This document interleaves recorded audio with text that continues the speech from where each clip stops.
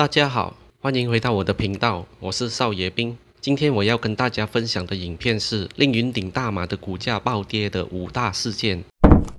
自从新政府上任以来，就一直强调国家财政出现问题，更为了支撑国家财政状况而宣布增加新税收。在2018年10月10日，新税收的传言使到投资者们担忧，从而打击了信心，导致很多投资者都把手上的股票卖掉，令到大马股市一度暴跌。云顶大马的股价也在这一天跌了5.48%到40级66线。俗语说摔开有条路，就在第二天又遇到了美国股市暴跌，马股就跟着亚洲股市一起暴跌，云顶大马当然也难逃一劫了。这一天又跌了5.368%到40级41线，2天下来总共跌了52线。所谓空穴来风，新政府真的就在2018年11月5日把有关博彩的税务提高了，赌场的年度执照费从之前的1亿2千万令吉提高到1亿5千万令吉。赌场税也从原有的25%提高到35%，然后老虎机执照费更从每年1万令吉增加到5万令吉，老虎机每年的税率也从总收入的20%增加到30%。天哪，这调高程度也太高了吧！要知道，财政部自2005年后就没有调整过博彩税，这一调整使到大量云顶大马的散户和小股东都纷纷压卖股票，股票更一度跌停板，大跌了38%，最后闭市时股价在30级61线。自从税收事件后，云顶大马才迎来了3个星期的安稳。在2018年11月26日，又闹说要起诉21世纪霍士公司和即将成为新东家的华特迪士尼公司，因为他们退出了在赌场度假村建设主题公园的协议，所以云顶大马要求他们赔偿大约10亿美元。这一波又使得散户和股东们通通在压卖及贱卖云顶大马的股票，导致当天的收市价跌到30级，比起3个星期前又跌了大约60线。这说来也奇怪，主题公园也差不多见到尾声了，怎么21世纪霍士公司现在才来退出协议呢？据云顶说，霍士终止协议的原因是由于受到迪士尼的压力而毁约，因为迪士尼用713亿美元购买了霍士公司许多的资产，而且迪士尼为了保持家庭友好型品牌策略，因此不希望与云顶大马这样的博彩公司有任何关联。不过21世纪霍士公司后来澄清说，与云顶大马解约是因为该公司无法在商定的最后期限完成，而指控迪士尼施压导致毁约发生是捏造的。迪士尼也表示，云顶大马的指控没有依据。在2019年1月22日，被云顶大马起诉违约的21世纪霍士反而提出了反诉，并向云顶大马索赔4640万美元，同时也以违约和违反诚信与公平交易契约为由，反诉索赔4640万美元。云顶大马为了停止现金流对冲造成任何亏损，分别在2019年的首季和次季里，为室外主题公园的合约终止事件额外拨备了1亿9830万和1亿3800万令吉。就在2019年7月25日这天，云顶大马竟然与21世纪霍士达成和解，而且同意撤销所有诉讼和索偿，同时双方签署重新调整的协议备忘录。云顶户外主题公园也可以使用霍士部分知识产权，不过原先名为20世纪霍士的户外主题公园将会被易名。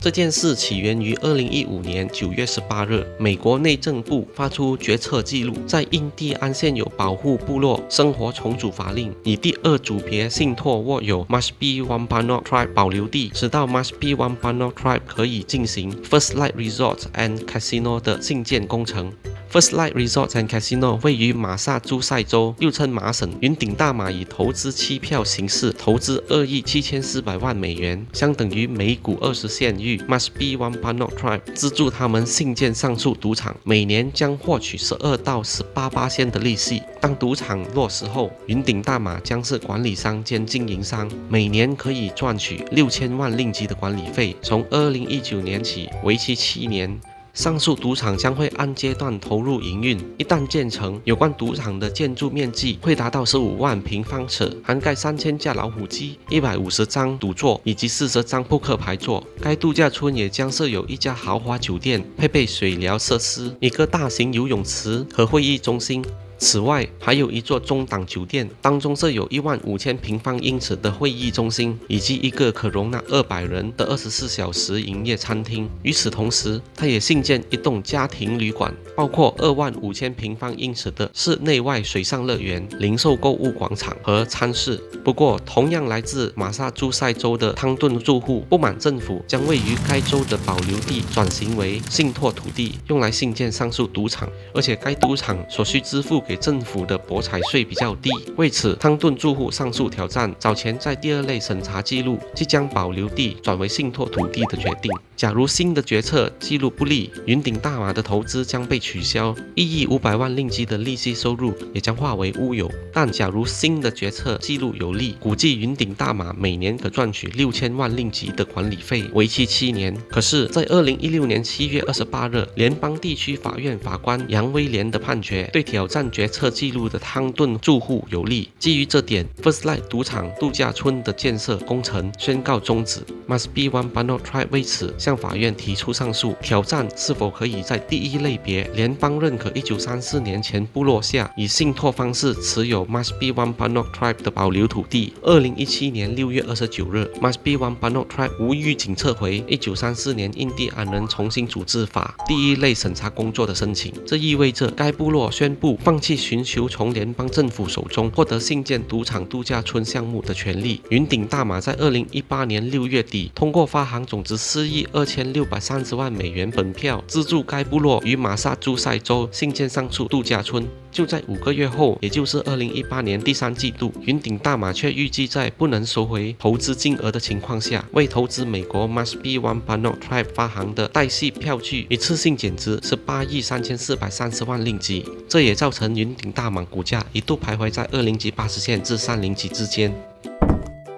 云顶大马的股价一直处于30级50线以下，直到云顶大马向外宣布与21世纪霍士达成和解后，才迎来了一丝丝的曙光，股价也一度上升回接近40级大关。正当全部人在庆祝云顶大马的胜利时，云顶大马却在此时宣布收购帝国度假村4项，令到股价一度大跌53线至30级8线，闭市时上升回些许到30级18线。到底是什么收购项目导致股价在1天之内打回原形呢？原来前一天，云顶大马让独资子公司云顶美国有限公司进行收购，由内部出资收购，通过建发实业有限公司以5亿3880万令吉向林国泰收购帝国度假村的46%股权。过后，云顶美国将与建发实业计划成立联营公司，以每股9.74美元联手收购尚未持有的帝国度假村16%的股权。双方过后也将会把所持有的全部股权注入到联营公司，预计2家公司还会再支付5360万美元。最后，云顶大马的子公司云顶美国将持股49%，总收购代价约7亿6300万令吉。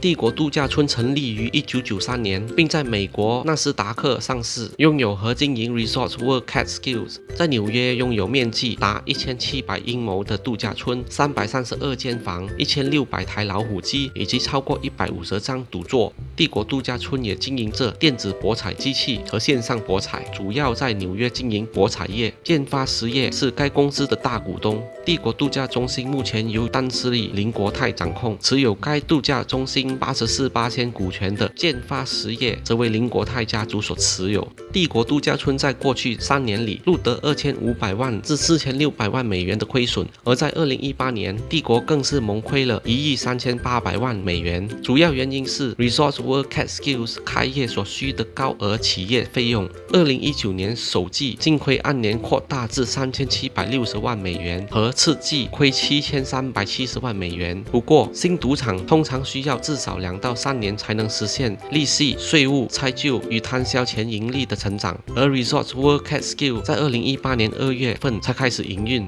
而且今年次季的赌场业务确实有显著改善。所以，度假中心如果能通过与纽约名胜世界界进行交叉营销和共享企业成本，也可以实现潜在的业务协同效应。云顶大马通过收购名胜世界 Catskills 就可以集合名胜世界纽约赌场之力，进一步强化东北美博彩市场，避免分化。同时，也可以借着与 Bet365 集团的合作，进军线上体育博彩市场。纽约体育博彩营业额料可在未来5年达到10亿美元。话虽如此，帝国度假村仍然是一家亏损长达20年的公司，去年就亏了上亿美元，未来12年需要偿还1亿1200万美元的债务，未来5年的债务成本更是高达8亿2700万美元。帝国度假村最大笔的债务就是用来发展名胜世界 Catskills 的5亿2000万美元定期贷款。若云顶大马根据49%股权来承担债务，会需要注资2亿5500万美元来重组债务。这意味着这笔钱加上收购价和私有化的限购价，云顶大马最终需要寄出高达16亿5000万令吉。各位觉得16亿5000万令吉会亏很大吗？我们现在就来算一算。云顶集团持有云顶大马大约58%的股份，从这方面来看，云顶大马其实也就亏了个8亿2600万而已。换作每股的价格就是8亿2600万令吉除以59亿3800万股，等于每股亏14仙左右。每个人能接受的亏损程度都不同，拿14仙去投资未来，各位又觉得可以接受吗？其实，以云顶大马截至次季的现金流就高达约70亿令吉，再加上云顶在大马赌场的吸金程度，还有建发实业承诺的资金，足以支撑帝国度假村的营运成本常在直至2020年首季，且融资也不成问题。只不过，帝国度假村的亏损将会计入云顶大马的财务表现。去年帝国度假村的1亿5500万美元净亏，以49%的股权计算，相等于云顶大马去年核心净利的17%，所以各位股东们还是为第3季度表现做好些许的心理准备吧。以上就是云顶大马在近1年间的5大股价跌幅事件，各位有在这些时间趁机增仓吗？还是减仓呢？可以在留言告诉我。下一期我将为大家介绍云顶大马的背景及核心业务。如果喜欢我的影片，请点赞、留言及分享出去。还没订阅我的朋友，记得订阅我的频道，还有记得开小铃铛，这样你们才不会错过我的每一部影片。谢谢大家的观看，我们下一期见。